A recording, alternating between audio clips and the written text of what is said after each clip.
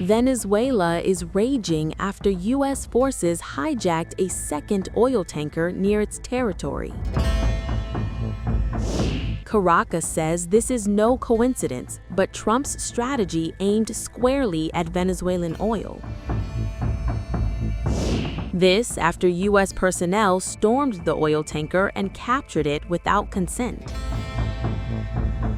The Venezuelan government issued a hard-hitting response, describing the U.S. military move as a serious act of international piracy. Caracas rejected the U.S. claim that the vessel was transporting oil. It termed the U.S. military operation theft, hijacking, and a serious act of international piracy. Venezuela also labeled some serious charges on Washington. It claimed that the crew of the private vessel had been forcefully disappeared. Venezuela also added that the seizure of the oil tanker is part of the U.S.'s broader campaign to overthrow the Nicolás Maduro government in Caracas and seize the country's vast energy resources. Amid rage, now comes the warning. Venezuela threatens to take the matter to the United Nations Security Council and other multilateral organizations and governments. But will Washington back down? Despite criticism, even at home, the U.S. is intensifying military pressure on Venezuela. Donald Trump continues to ramp up pressure on Venezuelan President Nicolás Maduro. Earlier this month, the tanker's skipper was seized after Trump announced a sweeping blockade on oil vessels traveling to or from Venezuela. However, it is unclear if the second seized oil tanker was U.S. sanctioned. U.S. Homeland Security Secretary Kristi Noem confirmed that U.S. forces in a pre-dawn strike seized the tanker, an action she openly framed as enforcement against Venezuelan oil. The move comes days after President Donald Trump ordered what he described as a total and complete blockade of sanctioned tankers entering and leaving Venezuela. Earlier this week, Maduro accused Washington of seeking to install a puppet government that would surrender Venezuela's constitution, sovereignty, and resources. He describes the blockade and vessel seizures as corsair tactics and part of a diplomacy of barbarism. Look, our goal is regional stability and security in the national interest of the United States.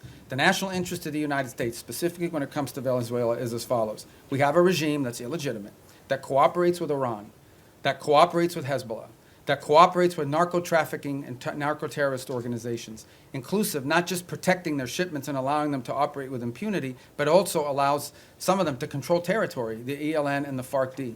Okay? The ELN and the FARC dissidents operate openly. They have like open camps that they control territory inside of Venezuela. That is our national interest, and that is what this is focused on.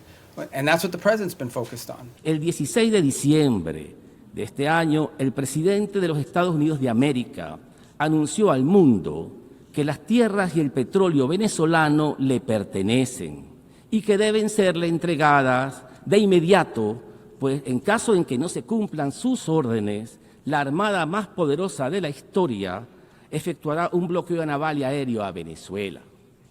Con la confesión pública de este acto criminal, el presidente de los Estados Unidos de América pretende regresar el reloj de la historia 200 años para imponer una colonia en Venezuela. No existe un instrumento jurídico que quede en pie frente a esta monstruosa declaración. La Carta de las Naciones Unidas, el Derecho Constitucional Internacional, las resoluciones del Consejo de Seguridad y de la Asamblea General, la jurisprudencia de las Cortes Internacionales y la Convención del Derecho del Mar, todos. Se trata de una grotesca ofensa violatoria de toda norma civilizacional. Eso es el colonialismo, un crimen de agresión.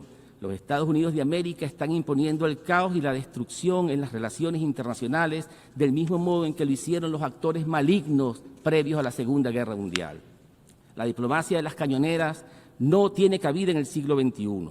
La República Bolivariana de Venezuela defenderá su soberanía, integridad territorial e independencia en todos los campos necesarios con el fin de mantener la paz y la seguridad de la nación y restituir la seguridad internacional. El flagelo del colonialismo está vivo y debe ser derrotado para proteger a todos los pueblos del mundo. Muchas gracias, señora Presidenta.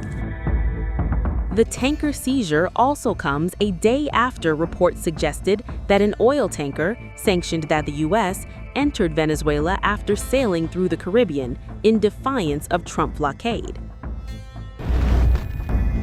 An oil and chemical tanker sanctioned by the United States has entered Venezuelan waters, directly challenging President Trump's declaration of a total and complete blockade.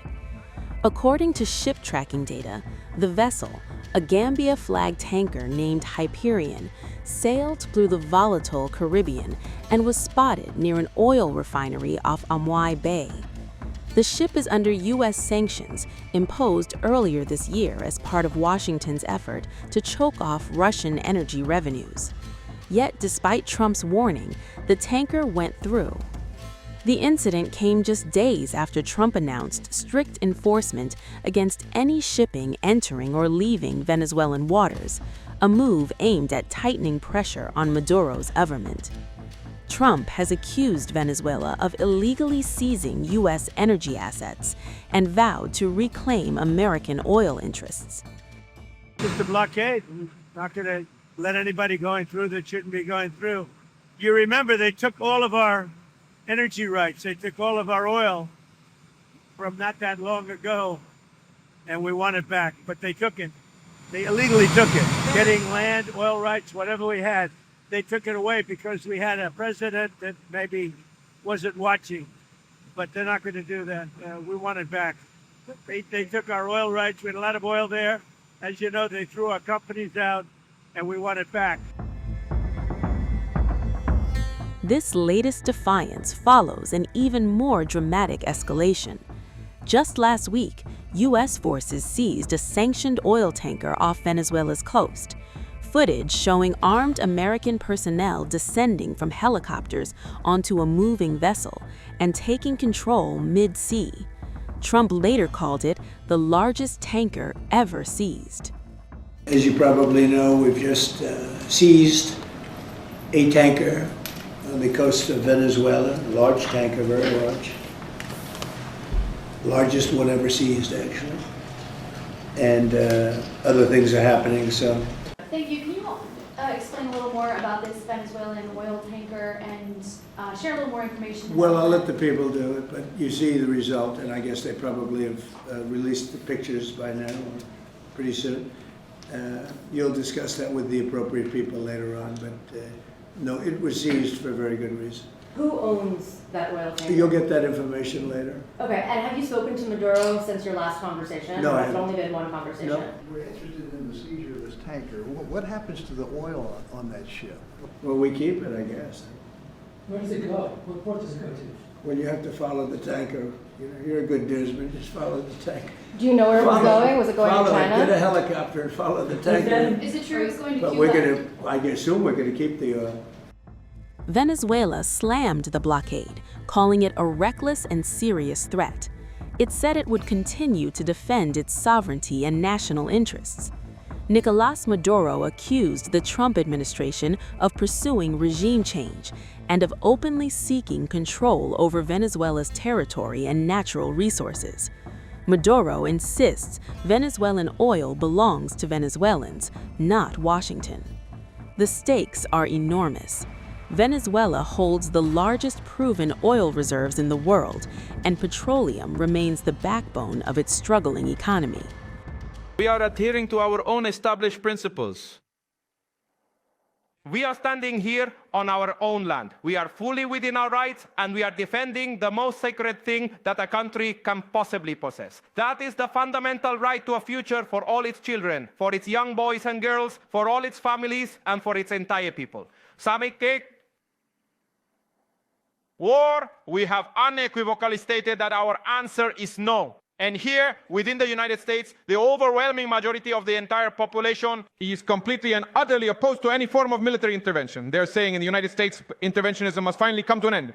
Simply, it's a warmongering and colonialist claim. And we've said it many times. And now, everyone sees the truth. The truth has been revealed. In Venezuela, they seek a regime change to impose A puppet government that wouldn't last even 47 hours, that would hand over the Constitution, our sovereignty, and all of our nation's wealth, and turn Venezuela into a colony. Quite simply, that will never, ever happen. Never, never in its entire history will Venezuela be a colony of anything or of anyone, ever.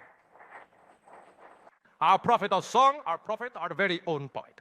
Today, I can confidently declare that Venezuela has achieved the most profound and powerful level of national unity that we have ever witnessed in our history.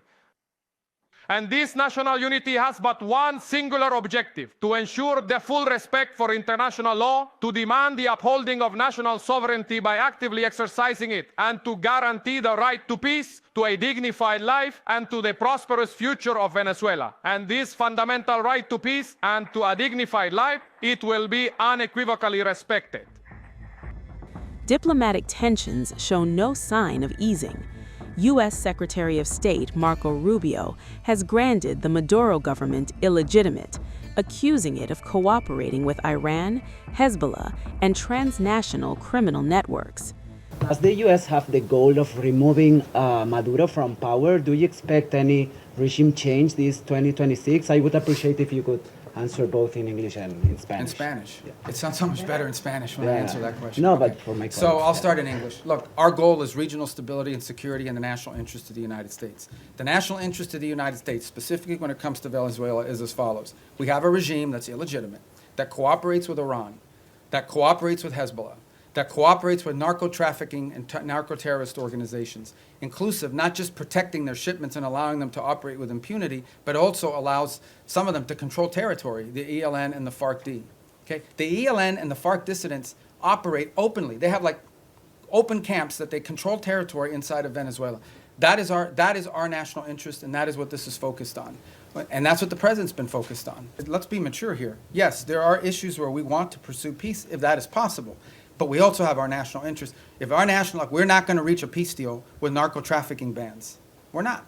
We can't reach a peace deal with MS-13. We can't reach a peace deal with Tren de Aragua. We can't reach a peace deal with the ELN or the FARC that are still pumping drugs into the United States or any of their cartels in Mexico. You can't do a peace deal with these people any more than you could do a peace deal with a mafia.